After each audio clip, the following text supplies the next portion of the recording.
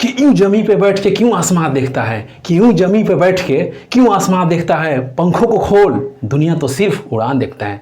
जी हाँ दोस्तों, नमस्कार, आदाब, सत श्री अकाल, गुड मॉर्निंग। आप सभी दोस्तों का मेरे यूट्यूब चैनल में स्वागत है। आज हम लोग जिस टॉपिक पे बात करने वाले हैं उस टॉपिक का नाम है UPSSSC forest guard wildlife guard vacancy 2023। ठीक है, देखिए स्टार्ट करते हैं।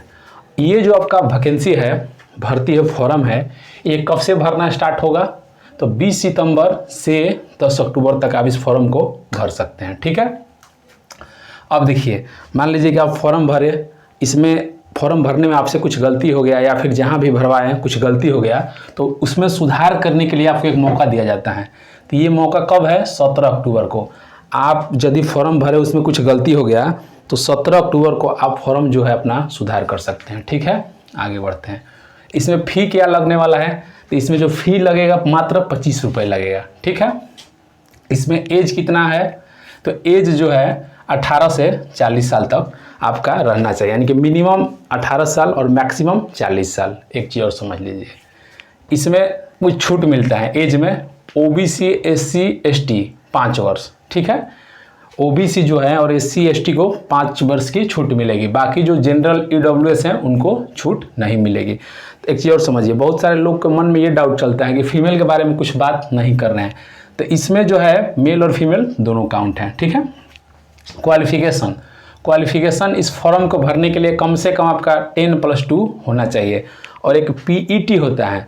तो पीईटी जो होता है, इसका मतलब समझ लीजिए प्रारंभिक, ई का मतलब होता है अर्हता और टी का मतलब परीक्षा है। यानी कि यूपी सरकार जो है उसमें कुछ ऐसे बहाली है जो कि फॉर्म भरने के लिए आपको कम से कम 10+2 तो है। ठीक है, साथ ही साथ इसमें पीईटी में सिर्फ ये नहीं मांगा है कि पीईटी में आपका इतना % चाहिए, सिर्फ आप परीक्षा में सम्मिलित हैं, पीईटी का परीक्षा जो होता है, तो उसको इस फॉर्म को आप भर सकते हैं। ठीक है, अब इसमें पोस्ट कितना रहने वाला है? तो 709 पोस्ट पे ये वैकेंसी है।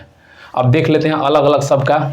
General, OBC, EWS, SC, ST. तो फॉरेस्ट गार्ड जो है उसमें आपका जनरल के 333 पोस्ट हैं, ओबीसी में कितना है? 97, ईडब्ल्यूएस में कितना है? 69, और एससी में कितना है? 189, और एसटी में 5। ठीक है, अब ये तो हो गया। ठीक है, वाइल्ड लाइफ गार्ड में देखते हैं।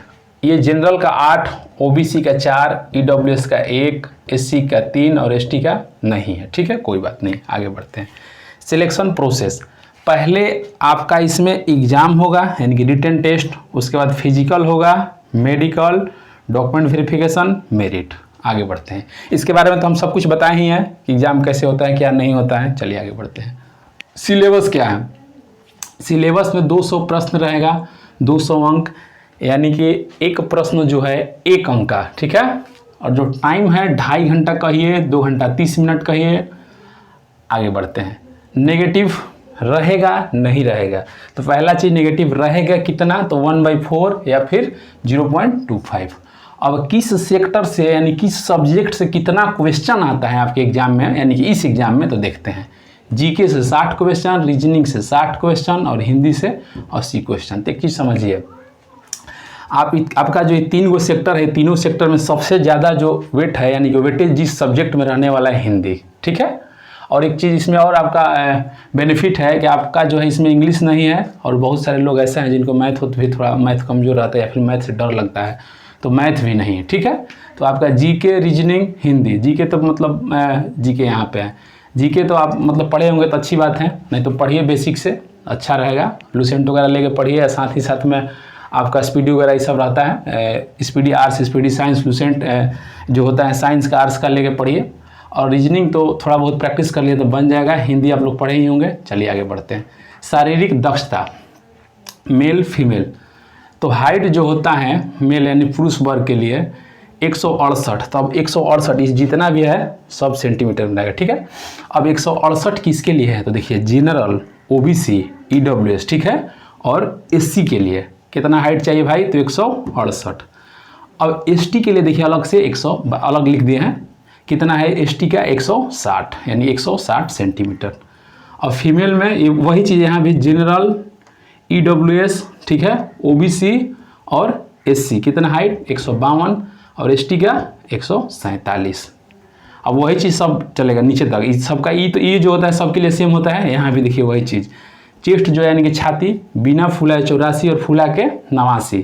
तो देखिए ये किसके लिए है भाई, फिर वही चीज़ जनरल, ओबीसी, ईडब्ल्यूएस, एससी, और एसटी के लिए कितना है 82 बिना फुलाए और फुलाकर 87। लड़कियों का कोई मेंशन नहीं रहता है। रेस मतलब दौड़, ये सबके लिए सेम होता है। तो रेस जो होता है आपका लड़कों पुरुष के लिए 25 किलोमीटर 4 घंटा, ठीक है। ये कोई बड़ी चीज़ नहीं है, थोड़ा सा आप मतलब जो चलना हो टहलना होता है उससे थोड़ा सा स्पीड में आप अपना जो है चलिएगा या फिर हल्का हल्का रनिंग करिएगा तो हो जाता है 4 घंटा में। और एक चीज़ में ये वो थोड़ा सा ही है कि 10 kg लेके चलना है। बिहार में भी होता है तो उसमें भी 25 किलोमीटर ही रहता है, शायद 4 या 4.5 घंटा रहता है, लेकिन उसमें वज़न नहीं लेके चलना होता है। लेकिन यूपी वाला में क्या है कि 10 kg लेके चलना है, ठीक है। ये मेल के लिए है। फीमेल के लिए यही चीज़ देखते हैं, यही रेस की बात करते हैं। तो 14 किलोमीटर 4 घंटा 10, यानी सब कुछ सेम रहेगा, सिर्फ डिस्टेंस मतलब डिफरेंस रहेगा, यानी कि डिस्टेंस अलग अलग। पुरुष के लिए 25 किलोमीटर और महिला के लिए 14 किलोमीटर, ठीक है। एक चीज़ और समझ लीजिए, बहुत सारे कमेंट करते हैं या फिर पूछते हैं क्या हम लोग बिहार से हैं, झारखंड से हैं, दिल्ली से हैं, पंजाब से हैं, अगरतला से, मतलब यूपी को छोड़ के तो भर सकते हैं। तो जी आप भर सकते हैं, कोई भी फॉर्म हो किसी भी स्टेट का, किसी भी स्टेट गवर्नमेंट का कोई भी फॉर्म हो, कोई कहीं से भर सकता है। लेकिन यही होता है कि आप जनरल में काउंट होंगे। तो बोलिए वीडियो में कहीं दिक्कत है? यदि वीडियो में कहीं दिक्कत है तो कमेंट करके पूछिए, और यदि दिक्कत नहीं है, वीडियो अच्छी लगी हो तो चैनल को सब्सक्राइब करें, लाइक करें, शेयर करें। जय हिंद।